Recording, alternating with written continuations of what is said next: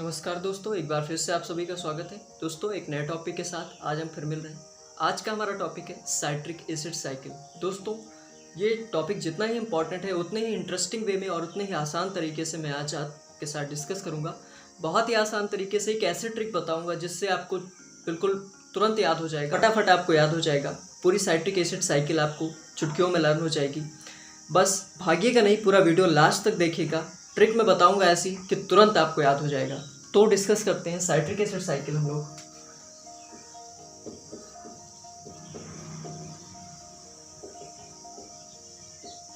Citric acid cycle को ही TCA cycle भी कहा जाता है।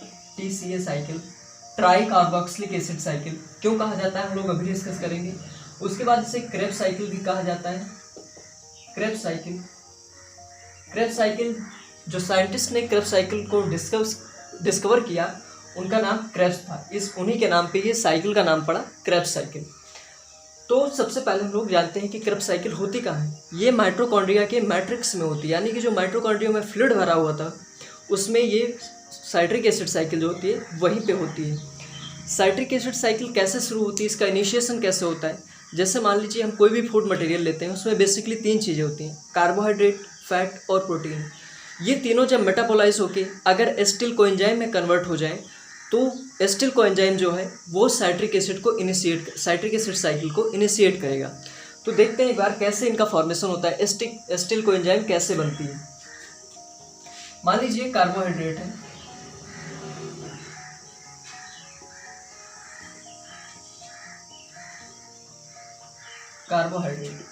अगर इसमें ग्लाइकोलिसिस हो जाए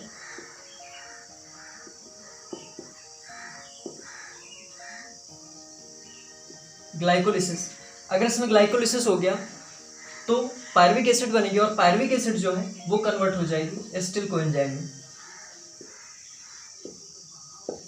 कोएंजाइम।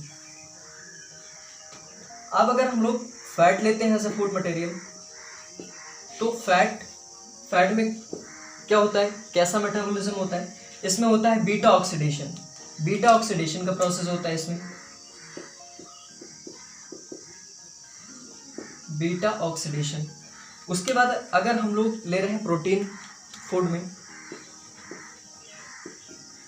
अपनी डाइट में अगर प्रोटीन ले रहे हैं तो वो भी एसिटिल कोएंजाइम में कन्वर्ट होगा। और कैसे होगा, उसका क्या प्रोसेस है, उसका प्रोसेस है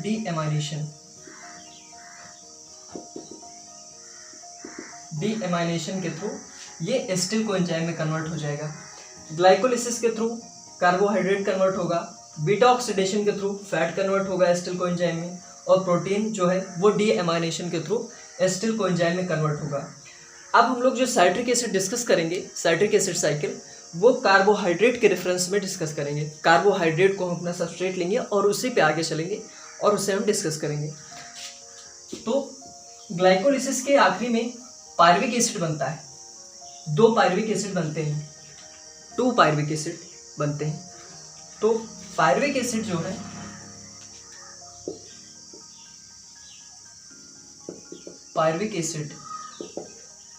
ये किस में कन्वर्ट हो जाए, एसिटिल कोएंजाइम में कन्वर्ट हो जाए। पायरुविक एसिड जो है वो 3 कार्बन कंपाउंड है, यानी कि इसमें 3 कार्बन पाए जाते हैं, 3 कार्बन कंपाउंड है। अब और ये एसिटिल कोएंजाइम जो है ये 2 कार्बन कंपाउंड लास्ट में बनता है। ये जो रिएक्शन है एक लिंक रिएक्शन, और इस प्रोसेस को कहा जाता है एसिटिलेशन ऑफ पायरुविक एसिड। इस प्रोसेस को कहा जाता है। देखते हैं इसमें क्या होता है। इसमें सबसे पहली चीज तो होती है डीकार्बोक्सिलेशन में क्या होता है, एक जो कार्बन मॉलिक्यूल है, कार्बन एटम जो है वो इसमें से रिलीज हो जाता है in the form of CO2। उसके बाद अगर इसमें से एक कार्बन निकल गया तो इसमें कितने कार्बन बचे, अब फाइनल प्रोडक्ट में 2 कार्बन बचे। तो ये 2 कार्बन कंपाउंड है एसिटिल कोएंजाइम। इसके बाद इसमें क्या होता है, डिहाइड्रोजनेशन का भी प्रोसेस होता है। अगर डीकार्बोक्सिलेशन हो रहा है तो वहाँ डिहाइड्रोजनेशन भी जरूर होगा। तो डिहाइड्रोजनेशन में क्या होता है, यहाँ पे 2 हाइड्रोजन एटम जो होते हैं वो रिलीज होते हैं, निकलते हैं यहाँ से। अब अगर ये इसमें से, इस प्रोसेस से, इस रिएक्शन से 2 हाइड्रोजन एटम निकल रहे हैं तो उसे लेने वाला भी कोई होना चाहिए। तो यहाँ पे NAD जो है वो जो 2 हाइड्रोजन एटम निकलेंगे उन्हें ये पिक कर लेगा, NADH+H+ बनाएगा, ये बनेगा। अब उसके बाद क्या होता है, इसमें कोएंजाइम A आकर ऐड होती है, कोएंजाइम A, जिससे बनता है एसिटिल कोएंजाइम A। अब ये बन गया acetyl coenzyme A, 2 carbon compound है। इसमें डी कार्बोक्सिलेशन भी हो रहा है, डिहाइड्रोजनेशन भी हो रहा है, और इसमें जो एंजाइम एक्ट कर रही है वो है pyruvate dehydrogenase.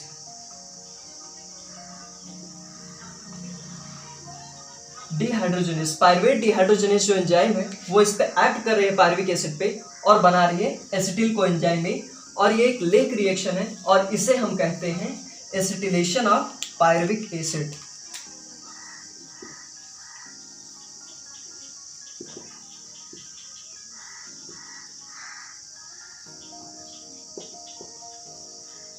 Acetylation of pyruvic acid, यानी कि जो पायरुविक एसिड है वो एसिटिल कोएंजाइम में कन्वर्ट हो रही है। अब ये जो एसिटिल कोएंजाइम बना ये 2 कार्बन कंपाउंड है।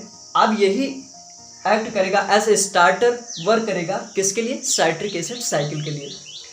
तो हम लोग आगे देखते हैं।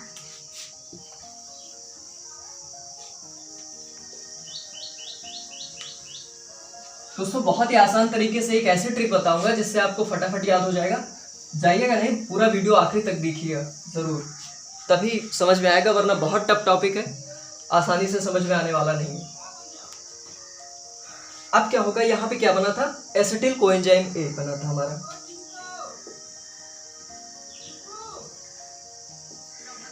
एसिटिल कोएंजाइम A बन रहा है, यहाँ पे आया, यहाँ पे। अब ये क्या कर रहा है, एज ए स्टार्टर वर्क कर रहा है।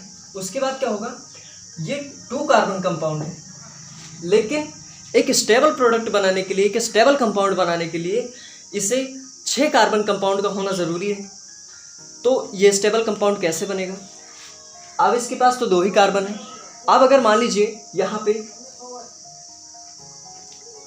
2 कार्बन है इसके पास और 4 कार्बन और आ जाए तो क्या होगा, यहाँ पे ये एक स्टेबल कंपाउंड में कन्वर्ट हो जाएगा और फिर क्या होगा, एक साइट्रिक एसिड साइकिल जो है वो स्टार्ट होगी। तो जैसे अब इसके पास 2 ही कार्बन है तो अभी 4 कार्बन कोई देने वाला होना चाहिए। तो यहाँ पे जिससे कार्बन ले रहा है वो है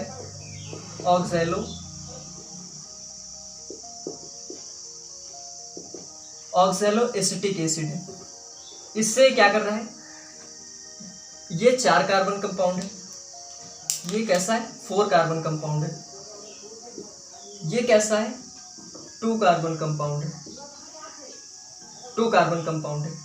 इसमें इसके पास 2 कार्बन है और इसके पास 4 कार्बन है। तो क्या होगा, अब 4 और 2 ये कितने हो गए, 6 हो गए। अब ये क्या होगा, एक स्टेबल कंपाउंड बनेगा और वो स्टेबल कंपाउंड क्या होगा, साइट्रिक एसिड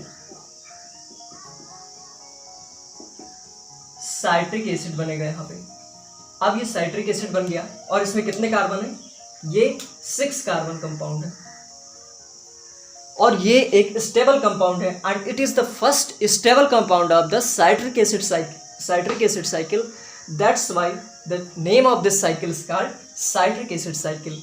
इस साइकिल का ये सबसे पहला स्टेबल कंपाउंड है, इसी के नाम पे इस साइकिल का नाम क्या पड़ा, इसी की वजह से साइकिल का नाम पड़ा साइट्रिक एसिड साइकिल।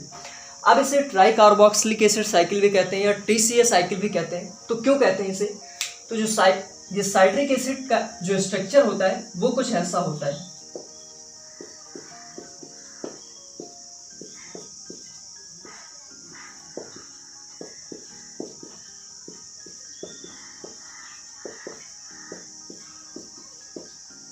अब ये स्ट्रक्चर है किसका, साइट्रिक एसिड का स्ट्रक्चर है। एक बार देखिए इसमें ध्यान से, इसमें कितने कार्बोक्सिलिक ग्रुप है, 3 कार्बोक्सिलिक ग्रुप है। इसी वजह से इसका नाम पड़ा ट्राई कार्बोक्सिलिक एसिड साइकिल। इसमें 1 2 3 ये 3 कार्बोक्सिलिक ग्रुप हैं और इसी वजह से इस साइकिल का नाम भी इसी के नाम पे पड़ा, ट्राई कार्बोक्सिलिक एसिड साइकिल। ये स्ट्रक्चर साइट्रिक एसिड का है दोस्तों, याद रखिएगा। अब हम आगे बढ़ते हैं साइकिल में। अब ये जो साइट्रिक एसिड है ये कन्वर्ट होगा सिस एकोनिटिक एसिड में। किसमें? सिस aconitic acid.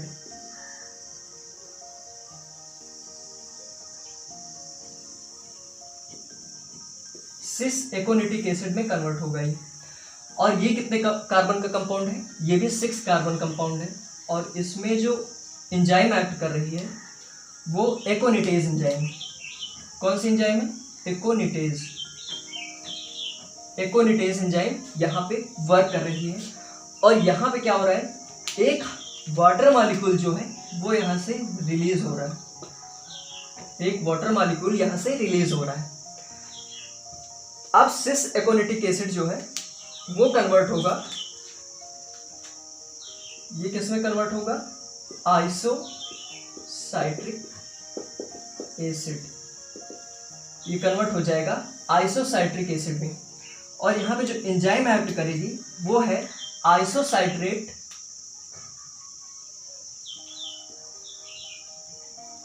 Dehydrogenase.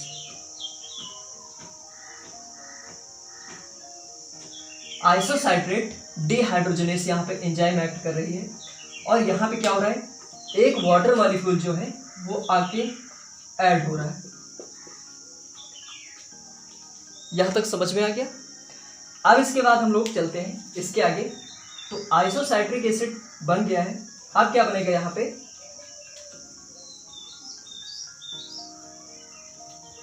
Oxalo succinic acid.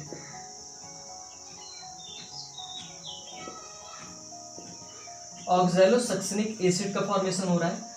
और किस एंजाइम की हेल्प से? आइसोसाइट्रिक। यहाँ पे आइसोसाइट्रेट है और यहाँ पे आइसोसाइट्रिक डिहाइड्रोजनेज। आइसोसाइट्रिक डिहाइड्रोजनेज एंजाइम की हेल्प से आइसोसाइट्रिक एसिड ऑक्सैलो सक्सिनिक एसिड में कन्वर्ट हो रहा है। और यहाँ पे डिहाइड्रोजनेशन का प्रोसेस हो रहा है। तो यहाँ पे हाइड्रोजन एटम क्या होंगे? रिलीज होंगे। और कितने हाइड्रोजन एटम रिलीज होंगे? 2 हाइड्रोजन एटम जो हैं वो रिलीज होंगे। और उन्हें कौन पिक करेगा? NAD। और क्या बनाएगा प्रोडक्ट? NADH+H+। और ये NADH+H+ कहाँ जाएगा? ETS में जाएगा, इलेक्ट्रॉन ट्रांसपोर्ट सिस्टम में जाएगा। वहाँ पे ये मेटाबॉलिज्म होगा इसका। और फिर वहाँ पे final energy in the form of ATP produce होगी। इसके बाद ऑक्सैलो सक्सिनिक एसिड के बाद क्या होगा? किस चीज का प्रोडक्शन हो रहा है यहाँ पे? Alpha keto glutarate. Alpha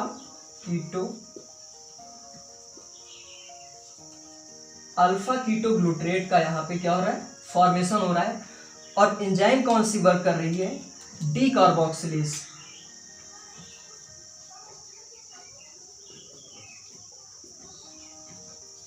D carboxylase enzyme यहाँ पे एक्ट कर रही है। और डी कार्बोक्सिलेशन का प्रोसेस हो रहा है, यानी कि यहाँ पे जो कार्बन का मॉलिक्यूल है वो यहाँ से रिलीज हो रहा है in the form of CO2। तो यहाँ पे अभी यहाँ तक जितने भी ये कंपाउंड बने थे ये सब 6 कार्बन कंपाउंड हैं। कितने कार्बन के? 6 कार्बन कंपाउंड है। उसके बाद क्या हो रहा है? यहाँ से एक कार्बन मॉलिक्यूल, एक कार्बन एटम जो है वो रिलीज हो रहा है in the form of CO2। तो यहाँ पे कितने कार्बन का कंपाउंड ये बन रहा है? Alpha keto glutarate. ये बन रहा है 5 कार्बन कंपाउंड। यहाँ पे सिर्फ 5 कार्बन रह गए। उसके बाद क्या होगा? अब ये 5 कार्बन कंपाउंड कन्वर्ट होगा सक्सिनिल को एंजाइम A।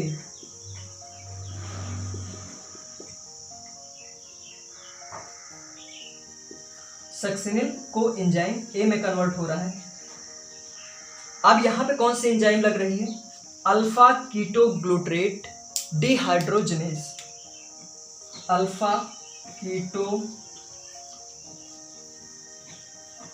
ग्लूट्रेट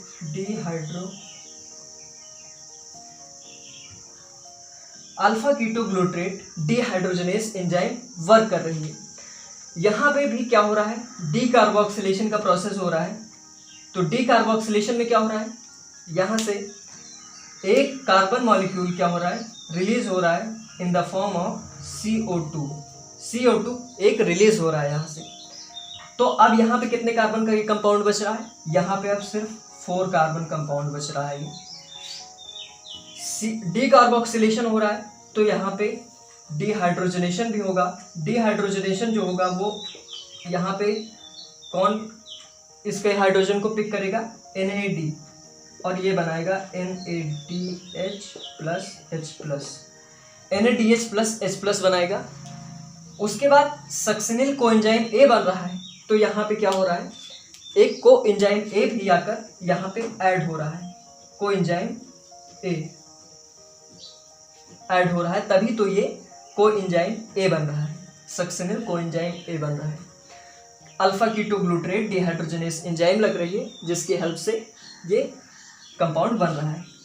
अब यहाँ पे ये 4 कार्बन कंपाउंड बचा है और हमने 4 कार्बन किसी दूसरे से यहाँ पे बोरो भी किए थे, तो उसके लिए क्या होगा, उसे वापस भी करना है। अब जो हमने बोरो किया था तो उसे वापस करने के लिए अब इसमें फर्दर हमें क्या नहीं कराना है, डीकार्बोक्सिलेशन का प्रोसेस नहीं कराना है, क्योंकि अगर डीकार्बोक्सिलेशन हो जाएगा तो यहाँ पे एक कार्बन कम हो जाएगा, एक या एक से ज़्यादा भी कम हो सकता है, तो फिर हम उसे वापस नहीं कर पाएंगे, अपना उधार नहीं चुकता कर पाएंगे। इसलिए यहाँ पे अब इसके फर्दर जो प्रोसेस होंगे वहाँ पे डीकार्बोक्सिलेशन का प्रोसेस नहीं करवाना है, ये बात ध्यान रखिएगा आप लोग। तो यहाँ पे डीकार्बोक्सिलेशन भी हो रहा है, डिहाइड्रोजनेशन भी हो रहा है। यहाँ पे 5 कार्बन कंपाउंड था, डीकार्बोक्सिलेशन के बाद यहाँ पे 4 कार्बन कंपाउंड बच रहा है। अब आगे क्या होगा, अब सक्सिनिल कोएंजाइम A के बाद क्या बनेगा, सक्सिनेट या सक्सिनिक एसिड।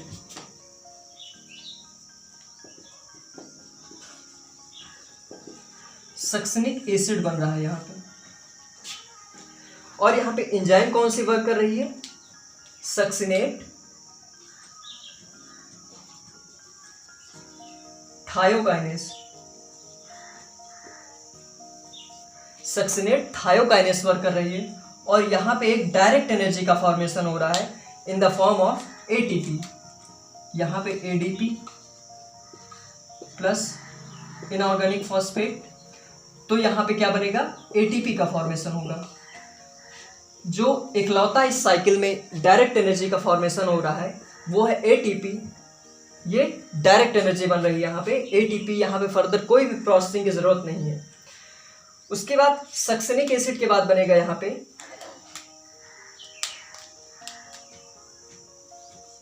फ्यूमरिक एसिड या फिर फ्यूमरेट।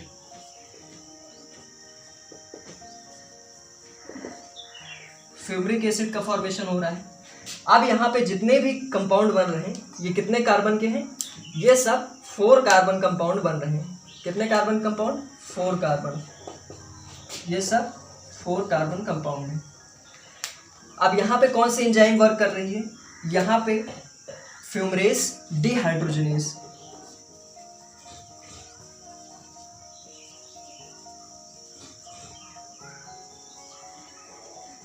फ्यूमरेस डिहाइड्रोजनेस वर्क कर रही है और यहाँ पे डिहाइड्रोजनेशन का प्रोसेस हो रहा है, तो यहाँ पे क्या होगा, हाइड्रोजन मॉलिक्यूल निकल रहा होगा और यहाँ पे सिर्फ एक हाइड्रोजन मॉलिक्यूल निकलेगा और उसे कौन पिक करेगा, FAD, और बनाएगा FADH बनाएगा, FADH।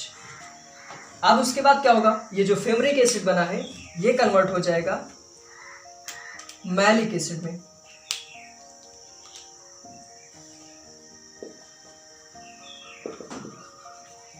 मैलिक एसिड में कन्वर्ट हो रहा है और यहाँ पे कौन सी एंजाइम वर्क कर रही है,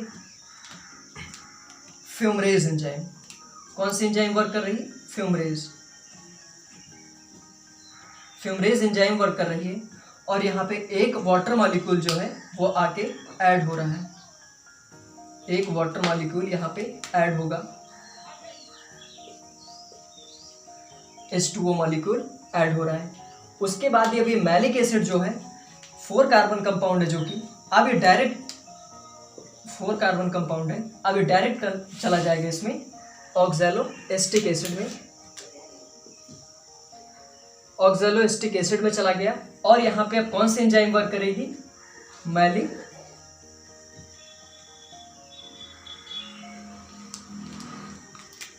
मैलिक डिहाइड्रोजनेस, मैलिक डिहाइड्रोजनेस, और यहाँ पे डिहाइड्रोजनेशन का प्रोसेस हो रहा है, तो क्या होगा, यहाँ पे हाइड्रोजन रिमूव होंगे, हाइड्रोजन रिलीज होंगे, और यहाँ पे कौन पिक करेगा इसे, NAD, और यहाँ पे क्या बनाएगा, NADH+H+ बनाएगा, और ये साइकिल क्या हुई, अब कंप्लीट हो गई दोस्तों। तो ये थी पूरी साइट्रिक एसिड साइकिल। अब इसे याद करने का ट्रिक क्या है, तरीका क्या है, आसानी से याद हो जाए इतनी टफ साइकिल कैसे, तो हर एक कंपाउंड का आप पहला वर्ड लिख लीजिए, C, इसका C, I, O,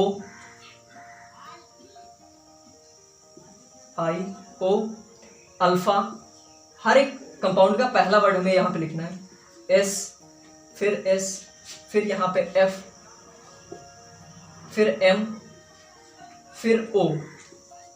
हर एक कंपाउंड का दोस्तों, ये जो एसिटिल कोएंजाइम A है, ये साइट्रिक एसिड साइकिल का पार्ट नहीं है, ये सिर्फ यहाँ से acetyl coenzyme citric acid cycle का पार्ट नहीं है, ये सिर्फ इनिशिएट कर रहा है साइकिल को, स्टार्ट कर रहा है, बाहर से यहाँ से पुश कर रहा है, लेकिन इसमें इन्वॉल्व नहीं हो रहा है ये, तो इसलिए हम इसे इसमें नहीं लिखेंगे।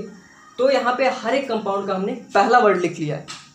तो यहाँ पे हमने जो एक कोड वर्ड बनाया है वो आप सुन लीजिए, बहुत ही आसान तरीके से आपको पूरा याद हो जाएगा, ध्यान से सुनिएगा, चाहे तो आप लिख भी लें, हमेशा याद रहेगा आपको। तो यहाँ पे जो आप याद रखने के लिए एक कोड वर्ड है, कांग्रेस कमेटी आयो, अल्फा से समझौता फरमायो। हर एक कंपाउंड का पहला वर्ड है और वो आपको आसानी से याद हो जाएगा। फिर से एक बार देख लीजिए, कांग्रेस कमेटी आयो, अल्फा से समझौता फरमायो। ये बहुत ही आसान कोड वर्ड है। पूरी साइट्रिक एसिड साइकिल आपको एक बार में याद हो जाएगी, कभी नहीं भूलेंगे, जिंदगी भर आपको ये याद रहेगी। इतना अच्छे तरीके से ये डिस्कस किए हम लोग। तो ये कोड वर्ड आप लिख भी लें, याद भी कर लें, कभी नहीं भूलेंगे। और यहाँ पे अब कंपाउंड तो हमको सारे याद हो गए, जितने भी सबस्ट्रेट थे यहाँ पे ये सब हमें याद हो गए। एक बार फिर से देख लीजिए, हर एक कंपाउंड का पहला वर्ड हमने यहाँ पे लिया है और उसे कांग्रेस कमेटी आयो, अल्फा से समझौता फरमायो। ये पूरी की पूरी साइट्रिक एसिड साइकिल इसमें समाई हुई है। यहाँ पे कंप्लीट तरीके से पूरी साइट्रिक एसिड साइकिल कंप्लीट हो गई है। अब बात रही ये एंजाइम कैसे याद हो, क्योंकि सबस्ट्रेट तो हमें सब याद हो गए। अगर सबस्ट्रेट आपको याद हो गए तो एंजाइम याद करना बहुत आसान है। हर एक सबस्ट्रेट से रिलेटेड ही यहाँ पे जितने भी एंजाइम हैं वो वर्क कर रहे हैं। यहाँ पे एकोनिटिक एसिड बन रहा है, एकोनिटेज एंजाइम है। आइसोसाइट्रिक एसिड बन रहा है, आइसोसाइट्रेट, आइसोसाइट्रिक। ये स्टेप चाहे तो आप मिस भी कर सकते हैं, स्किप कर सकते हैं, लेकिन यहाँ पे मैंने पूरा कंप्लीट बताया है, कंप्लीट डिस्कस किया है। तो यहाँ पे आइसोसाइट्रिक एसिड से आइसोसाइट्रिक डिहाइड्रोजनेस बन रहा है। ऑक्सैलोसक्सिनेट से यहाँ पे डिकार्बोक्सिलेज एसिड। अल्फा कीटोग्लूट्रेट में कौन सी एंजाइम एक्ट कर रही है, अल्फा कीटोग्लूट्रेट डिहाइड्रोजनेस वर्क कर रही है। सक्सिनिल को एंजाइम में सक्सिनेट थायोकाइनेस वर्क कर रही है। फ्यूमरिक एसिड के लिए फ्यूमरेज डिहाइड्रोजनेस। मैलिक एसिड में कौन बना रहा है, फ्यूमरिक एसिड से फ्यूमरेज एंजाइम बना रही है, और मैलिक एसिड से ऑक्सैलोएसिटिक एसिड बना रहा है, मैलिक डिहाइड्रोजनेस एंजाइम। दोस्तों ये साइकिल पूरी कंप्लीट हो गई और अच्छे से समझ में आ गया होगा, आई होप। अब बात करते हैं कि यहाँ पे एनर्जी का जो प्रोडक्शन है वो कितना हो रहा है। तो एनर्जी कैसे प्रोड्यूस हो रही है, यहाँ पे direct energy in the form of ATP तो सिर्फ एक ही प्रोड्यूस हो रही है। इसको आप लोग जरूर बना लीजिएगा, जरूर लिख लीजिएगा।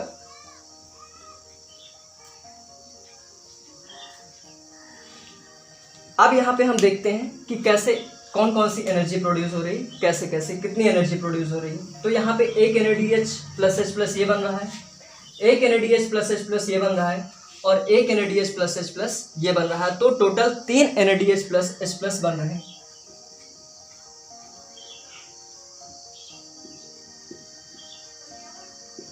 NADH+H+ बन रहे हैं। तो यहाँ पे एक NADH+H+ के बराबर होता है 3 ATP। 3 ATP के बाद एक NADH+H+ के बराबर होता है 3 ATP। और अगर 3 NADH प्लस H प्लस बन रहे हैं, तो यहाँ पे टोटल कितनी ATP बनेगी? 3 × 3 9। यहाँ पे 9 ATP का फॉर्मेशन हो रहा है। दोस्तों ध्यान से समझिएगा, बहुत इंपॉर्टेंट टॉपिक है, हर बार एग्जाम में आता है, ज़रूर पूछा जाता है। कोई भी कंपटीशन एग्जाम आप करेंगे, मेडिकल का कोई भी, यहाँ तक कि UPSC और सिविल सर्विसेज के एग्जाम में भी कभी कभी पूछ लेता है। ये बायोकेमिस्ट्री का पार्ट है, बहुत इंपॉर्टेंट है, लाइफ से भी रिलेटेड है हमारे, इसलिए इन सब चीज़ों को जानना बहुत ज़रूरी है। उसके बाद यहाँ पे 9 ATP का फॉर्मेशन हो रहा है और यहाँ पे एक FADH भी बन रहा है, ये बन रहा है FADH। देख लीजिए आप लोग ध्यान से, तो 1 × FADH, तो एक FADH इक्वल टू 2 ATP और एक डायरेक्ट ATP बन रही है। तो यहाँ पे टोटल कितनी ATP का फॉर्मेशन हो रहा है एक साइट्रिक एसिड साइकिल से? तो अगर इसे हम प्लस करेंगे तो यहाँ आएगा 12 ATP। तो एक साइट्रिक एसिड साइकिल से 12 ATP का फॉर्मेशन हो रहा है। अगर इस साइट्रिक एसिड साइकिल से एक स्टेप पीछे चले हम लोग, जहाँ पे लिंक रिएक्शन हमने पढ़ा था, एसिटिलेशन ऑफ पायरुविक एसिड जहाँ पे पढ़ा था, वहाँ भी एक NADH प्लस H प्लस का फॉर्मेशन हो रहा है, डिहाइड्रोजनेशन हो रहा था। तो वहाँ एक NADH plus H plus equal to 3 ATP, 3 ATP बन रही थी वहाँ पे। तो यहाँ पे टोटल हो गया 15 ATP। अगर साइट्रिक एसिड साइकिल की हम बात करें सर, तो यहाँ पे 12 ATP का फॉर्मेशन हो रहा है, लेकिन अगर एक स्टेप पीछे चले तो वहाँ पे फिर हमें 3 ATP मिल रही थी। उसके बाद एक ग्लाइकोलिसिस से जब एक ग्लूकोज का मॉलिक्यूल ब्रेक होता है ग्लाइकोलिसिस के थ्रू, तो वहाँ पे ग्लाइकोलिसिस के आखिरी में 8 ATP का फॉर्मेशन होता है। वहाँ पे 8 ATP हमको ग्लाइकोलिसिस से मिलती हैं। 8 ATP हमें कहाँ से मिली? ग्लाइकोलिसिस से। अब ग्लाइकोलिसिस के आखिरी में 2 पायरुविक एसिड बने थे, तो एक पायरुविक एसिड ये साइट्रिक एसिड बना रहा है, एसिड साइकिल बना रहा है, साइट्रिक एसिड साइकिल, और दूसरा जो पायरुविक एसिड होगा वो भी ऐसे ही एक साइकिल और क्रिएट करेगा। तो टोटल ATP यहाँ पे अगर हमें 15 ATP का यहाँ पे फॉर्मेशन हो रहा है पायरुविक एसिड से, तो एक 15 और मिलेगा, तो 15 + 15 30 हो गया, और यहाँ पे ये 8 ATP और है, तो टोटल हमें 38 ATP। जब एक ग्लूकोज का मॉलिक्यूल ब्रेक होता है तो साइट्रिक एसिड साइकिल के आखिरी में जब पूरा कंप्लीट हाइड्रोलिसिस हो जाती है, कंप्लीट मेटाबॉलिज्म हो जाता है, तो हमें 38 ATP मिलती हैं एक ग्लूकोज मॉलिक्यूल से। ये बात आई होप आपको समझ में आ गई होगी। ये था पूरा साइट्रिक एसिड साइकिल। दोस्तों अगर समझ में आया, और आई होप ज़रूर समझ में आया होगा, क्योंकि ऐसा तरीका है हम लोगों ने यहाँ पे डिस्कस किया, कोड वर्ड भी हमने यहाँ पे बताया आप लोगों को, जो आसानी से याद रहेगा। अगर समझ में आया तो वीडियो को लाइक कीजिए, चैनल को सब्सक्राइब कीजिए। ऐसे इंटरेस्टिंग टॉपिक मैं बार बार आपके साथ लेकर आता रहूँगा, और ज़्यादा से ज़्यादा वीडियो को शेयर कीजिए ताकि ज़्यादा से ज़्यादा लोग इसे देख पाएँ और उनकी हेल्प हो सके। अगर आपको कोई क्वेरी है, कोई टॉपिक डिस्कस करना चाहते हैं हमारे साथ, तो कमेंट बॉक्स में लिखकर ज़रूर बताइए। और अगर आप कोई सजेशन देना चाहते हैं या फिर मुझ में कोई गलती है तो ज़रूर बताइए। दोस्तों मिलते हैं अगले टॉपिक में एक नए वीडियो में, तब तक के लिए अपना ख्याल रखिए। नमस्कार।